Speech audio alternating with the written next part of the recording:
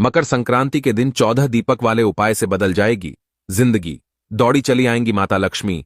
मकर संक्रांति उपाय। श्री शिवाय नमस्तुभ्यम। दोस्तों, आप सभी लोगों को मकर संक्रांति की बहुत बहुत हार्दिक शुभकामनाएं। लाइक जरूर करें और चैनल को सब्सक्राइब करना ना भूलें। दोस्तों, आप सभी लोग जानते हैं कि साल 2025 की मकर संक्रांति इस बार 14 जनवरी 2025 के दिन पड़ रही है और इस मकर संक्रांति का सबसे विशेष और महत्वपूर्ण हिस्सा यह है कि इस बार की जो मकर संक्रांति है वह मंगलवार के दिन पड़ रही है। तो इसलिए इस मकर संक्रांति को हम मंगल मकर संक्रांति कह सकते हैं और इसका महत्व और भी बढ़ जाता है क्योंकि मंगलवार का दिन हनुमान जी का बहुत ही प्रिय दिन होता है। साल 2025 की शुरुआत भी मंगलवार के दिन ही हुई थी और इसी दिन मकर संक्रांति बढ़ रही है, तो इस दिन का महत्व और भी ज्यादा बढ़ गया है। आप सभी लोगों में से बहुत सारे लोग इस दिन 14 दीपक वाला उपाय करने वाले होंगे। इसके लिए आपको कुछ बातें समझ नहीं आई होंगी और साथ ही इस 14 दीपक वाले उपाय को हम 14 दीपदान के नाम से भी जानते हैं।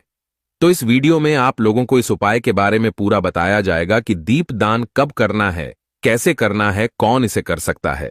ये सारी बातें आपको इस वीडियो से पता चल जाएंगी और आप इस उपाय को अच्छे से कर सकते हो और इस उपाय का फल भी ले सकते हो। इस वीडियो को देखने और सुनने के बाद आपको किसी तरह का कोई भी संदेह नहीं रहेगा कि दीपदान कैसे करना है। तो चलिए शुरुआत करते हैं।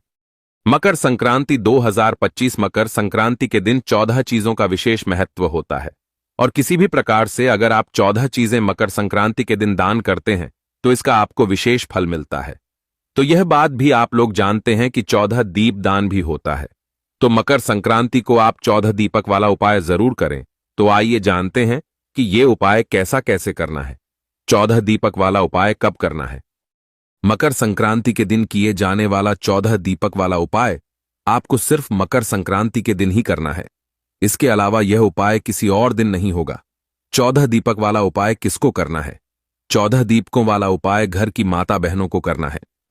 जो घर में बड़ी माताएं बहनें होंगी वह यह 14 दीपक वाला उपाय कर सकती है। 14 दीपक वाला उपाय किस समय करना है। मकर संक्रांति के दिन 14 दीपक वाला उपाय आपको सुबह के समय करना चाहिए, पर इस उपाय को आप पूरे दिन में कभी भी कर सकते हैं। सबसे जो सही समय है वह सुबह का समय है। उसके बाद दोषकाल या शाम के समय भी आप यह उपाय कर सकते हैं। 14 दीपक किस चीज के लेने हैं दोस्तों। मकर संक्रांति के दिन 14 दीपक वाला उपाय अगर आप कर रहे हैं तो आप लोगों को मुख्यतः मिट्टी के ही दीपक लेने हैं। आपको इस बात का ध्यान रखना है कि एक बार यूज किया हुआ दीपक नहीं लेना है। दीपक बिल्कुल कोरा होना चाहिए। नए दीपक को यूज करने से पहले उसको कुछ समय के लिए पानी में भिगोकर रख दे। बाद में इसको पानी से बाहर निकालकर सुखा लें। ऐसा करने से दीपक में भरा हुआ तेल का रिसाव कम होता है।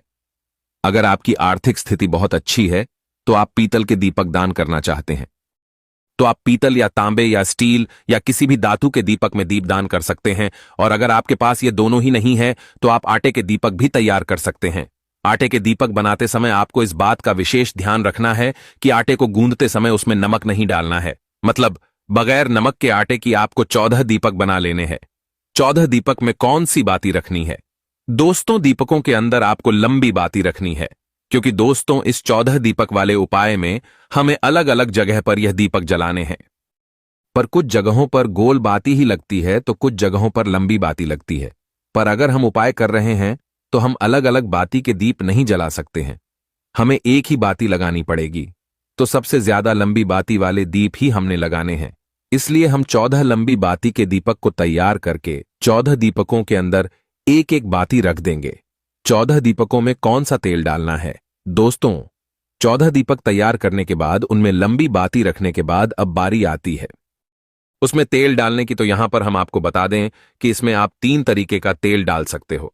सबसे पहले अगर आपके पास तिल्ली का तेल रखा हुआ है तो आप इन 14 दीपक के अंदर तिल का तेल डाल सकते हो। पर इसके अलावा आप सरसों का तेल भी डाल सकते हो और देसी घी का भी प्रयोग कर सकते हो।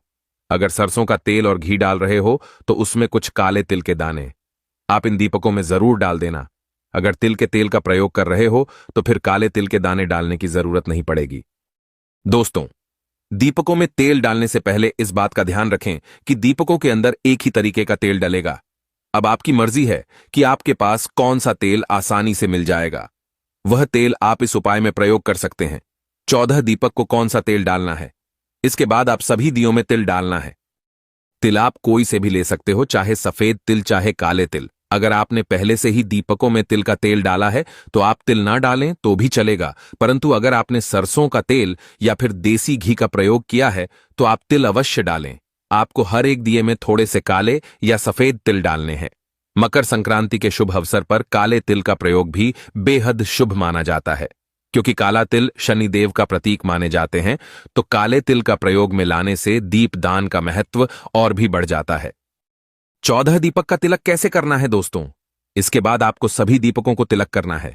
तिलक आप हल्दी, रोली या चंदन से भी कर सकते हैं। सभी दियों पर 1, 3 या 5 टीके लगाकर उनका तिलक करें। दीपक को दक्षिणा कैसे देनी है? दोस्तों, जब भी कोई दान किया जाता है तो उसमें सामर्थ्य अनुसार दक्षिणा जरूर रखनी चाहिए। दीपदान के लिए जो थाल आपने तैयार किया है उसमें आप 10, 20, 50 या अपने सामर्थ्य अनुसार दक्षिणा रख सकते हैं। अगर आप इतना नहीं कर सकते तो आप हर एक दीपक में 1 रुपए का सिक्का जरूर रखें। ऐसा करने से महालक्ष्मी की विशेष कृपा प्राप्त होती है और दीपदान का फल दुगना हो जाता है। आइए अब जानते हैं कि दीपकों को कैसे मिंसना है। जब भी दीपदान किया जाता है तो दीपदान करने से पहले तैयार किए हुए दीपकों को मिंसना बहुत जरूरी होता है। उसके लिए सबसे पहले आप किसी साफ कपड़े से तैयार किए हुए थाल को ढक ले। अब जो जल का लौटा आपने रखा हुआ है उस लौटे से दाईं हाथ में थोड़ा सा पानी लेकर क्लॉकवाइज उसे उस थाल के ऊपर से घुमाकर जहां से शुरू किया है वहीं पर पानी छोड़ दें। ध्यान रखेंगी, आपको पानी सिर्फ एक बार ही घुमाना है। आप चाहो तो दियों को जलाकर भी घुमा सकते हैं। अगर आप दियों को जलाकर मिस रहे हैं तो उसके ऊपर कपड़ा ना डालें। जिस हाथ में आपने पानी लिया है उस हाथ में अपने दुपट्टे का पल्लू पकड़कर दियों को मिस दें। आइए अब जानते हैं 14 दीपक वाले उपाय की विधि का क्या है। जब आपके 14 दीपक बनकर तैयार हो जाते हैं तो उसके बाद में आप जिस भी समय इस उपाय को मकर संक्रांति के दिन कर रहे हो तो उस समय आप इस थाली को सबसे पहले अपने घर के मंदिर में लेकर जाइए, जहां पर आपके भगवान जी विराजित है। वहां पर जाकर आपको सबसे पहले भगवान के सामने ही अपने दीपक को जला लेना है। अभी आप शुरुआत में 4 से 5 दीपक जला दे, क्योंकि यह दीपक आप घर में रखेंगे, पर इसके बाद के जो दीपक है वह बाहर रखेंगे, जिसकी वजह से आप इन दीपकों को लगातार इतनी दूर जलाकर नहीं ले जा सकते। इसलिए बाकी के दीपक आप उनके स्थान पर ही जाकर जला सकते हैं। आइए अब जानते हैं कि 14 दीपक जलाने वाली जगह पर क्या रखना चाहिए दोस्तों। उसके बाद में आप ये 14 दीपक जहां पर भी रखने वाले हैं वहां पर इन दीपकों को रखने से पहले आपको कुछ सामग्री जरूर रखनी है, जैसे कि कुछ चावल के दाने या कुछ गेहूं के दाने या कुछ फूलों की पंखुड़ियां। इसलिए जो भी आपके पास हो वह चीज अपने पास में जरूर रखना, क्योंकि दीपक को खाली सीधा नीचे नहीं रखा जाता है। तो सबसे जरूरी बात, दीपक को कहां कहां रखना है।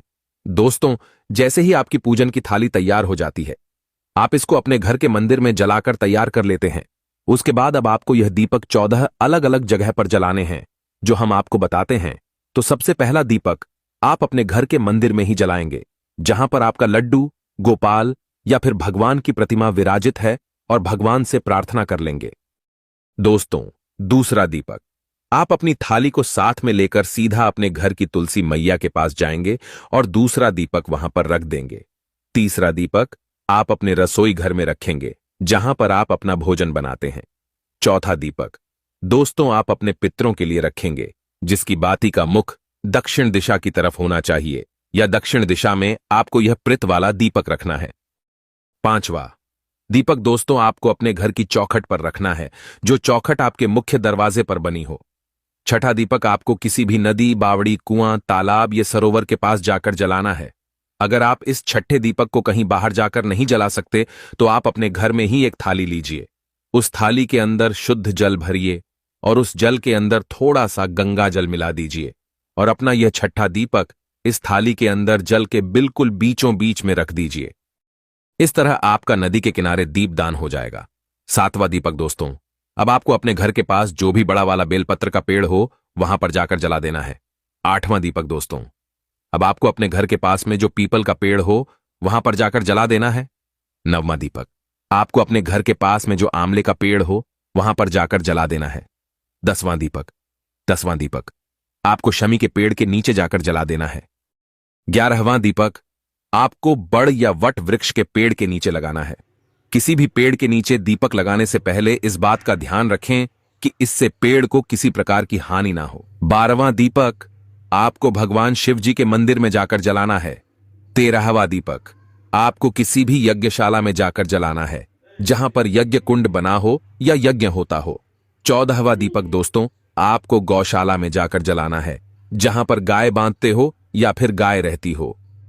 तो इसके साथ ही यह 14 दीपक वाला उपाय पूरा हो जाता है। इन दीपकों को जलाते समय इस बात का ध्यान रखें कि आप भगवान से प्रार्थना भी जरूर करें कि हमारी जिंदगी भी इन दीपकों की रोशनी की तरह चमक उठे, हमारे घर में सुख समृद्धि का वास हो और नकारात्मकता का अंत हो। मकर संक्रांति के दिन किए गए 14 दीपक वाले उपाय का फल आपको पूरे साल भर मिलता है।